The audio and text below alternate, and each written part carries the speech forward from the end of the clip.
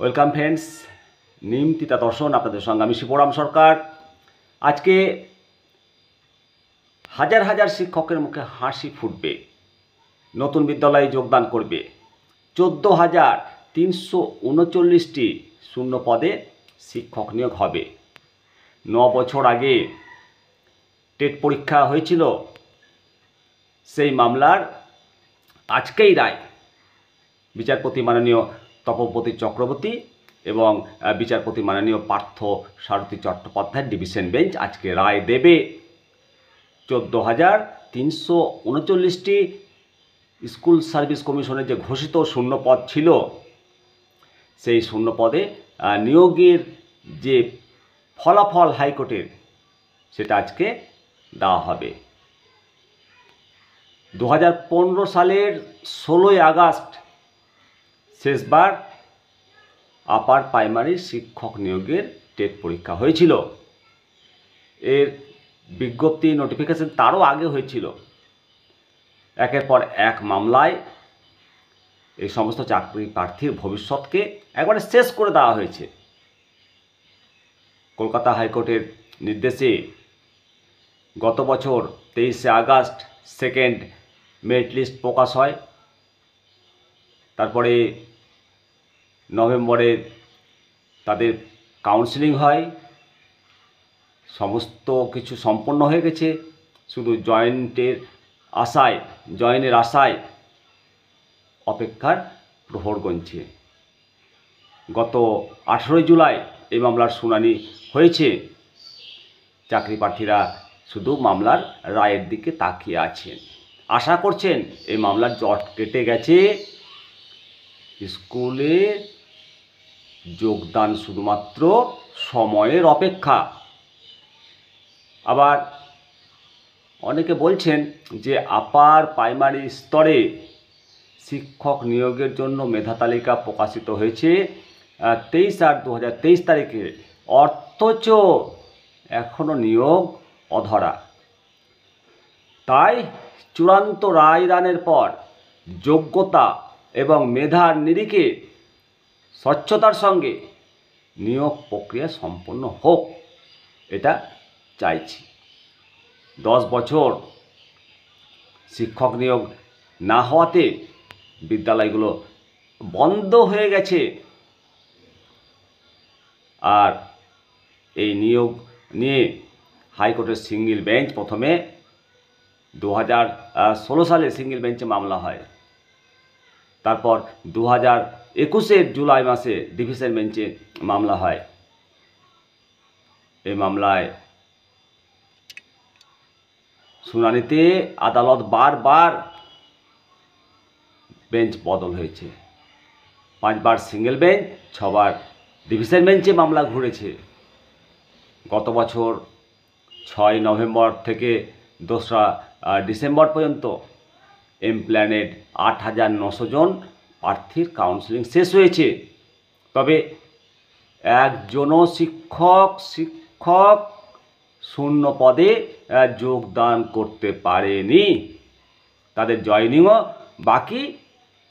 শূন্য পদে ওয়েটিং লিস্টের যে তালিকা ভুক্তি হয়েছিল, তাদের কাউন্সেলিং এবং জয়েনিংয়ের দাবিতে দিনের পর দিন আন্দোলন চলছে। এখন দেখার যে এই মামলার রায় কবে দেওয়া হয়, আজকে রায় কোন দিকে যায়। অবশ্যই চাকরি প্রার্থীদের জয় হবে। দীর্ঘ 10 বছরের যে বঞ্চনা লাঞ্ছনা, তার আজকে অবসান হবে। তা না হলে সমস্ত বিদ্যালয়গুলো উঠে যাবে। শিক্ষা ব্যবস্থা এমনিতেই ধুঁকছে, এরপর যদি নিয়োগ না হয়, যতগুলো আপার আছে সব বন্ধ হয়ে যাবে। একটা দুটো শিক্ষক দিয়ে বিদ্যালয় চলছে, আর তারপরে নিয়োগ নেই। এটা মানা যায় নাকি? এটা মানা যায় না। তাই আজকের রায়ের দিকে গোটা শিক্ষক মহল, গোটা রাজ্যবাসী তাকিয়ে রয়েছে। উচ্চ প্রাথমিকের নিয়োগ হোক, সকলেই চাইছে। কিন্তু বলতেই হয়, আন্তরিকতা নেই সরকারের নিয়োগের ব্যাপারে। 2 টিচার দিয়ে স্কুল চলে সম্ভব? 2 টিচার দিয়ে স্কুল চালানো মানে শিক্ষকদেরকে পাগল তৈরি করা। তাই সমস্ত প্রাথমিক, সমস্ত উচ্চ প্রাথমিক, সমস্ত সেকেন্ডারি বিদ্যালয়গুলোতে দ্রুত শিক্ষক নিয়োগ করতে হবে, তার ব্যবস্থা রাজ্যকে করতে হবে। একই সঙ্গে সমস্ত বিদ্যালয়ের শূন্য পদে প্রধান শিক্ষক নিয়োগ করতে হবে। আর সমস্ত প্রধান শিক্ষকদের ইনক্রিমেন্ট দিতে হবে। শিক্ষকদেরকে বঞ্চনা করা যাবে না, বিদ্যালয়কে বঞ্চিত করা যাবে না।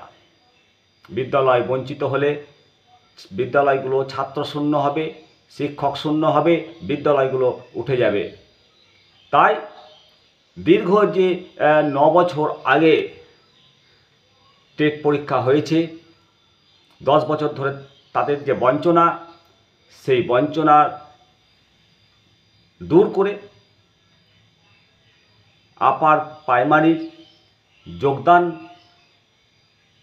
করাতে হবে। শিক্ষকদেরকে যোগদান করিয়ে তাদেরকে যে দিন থেকে বঞ্চিত করা হয়েছে, সেদিন থেকে তারা তাদের বেতন পাওয়া উচিত বলে মনে করি। কেননা এতগুলো দিন তাদের নষ্ট হয়ে গেছে, অনেকের বয়স বেড়ে গেছে। আপনারা অবশ্যই মতামত দেবেন। আপার প্রাইমারি নিয়োগের সঙ্গে সঙ্গে আর একটা খবর এসছে, স্পেশাল এডুকেটর নিয়োগ নদিয়া জেলাতে চুক্তিভিত্তিক স্পেশাল এডুকেটর নিয়োগ হচ্ছে। আপনারা যারা নদিয়া জেলার বাসিন্দা অবশ্যই খোঁজ খবর নেবেন। স্পেশাল এডুকেটর নিয়োগ যোগ্যতা লাগবে স্নাতক এবং স্পেশাল এডুকেটরের ডিপ্লোমা। যাদের আছে নদিয়া জেলার বাসিন্দা তারা যোগাযোগ করুন, দরখাস্ত করুন। আর কিছুদিনের মধ্যে সমস্ত জেলাতে স্পেশাল এডুকেটর নিয়োগ হবে, কারণ এটা সুপ্রিম কোর্টের নির্দেশ রয়েছে।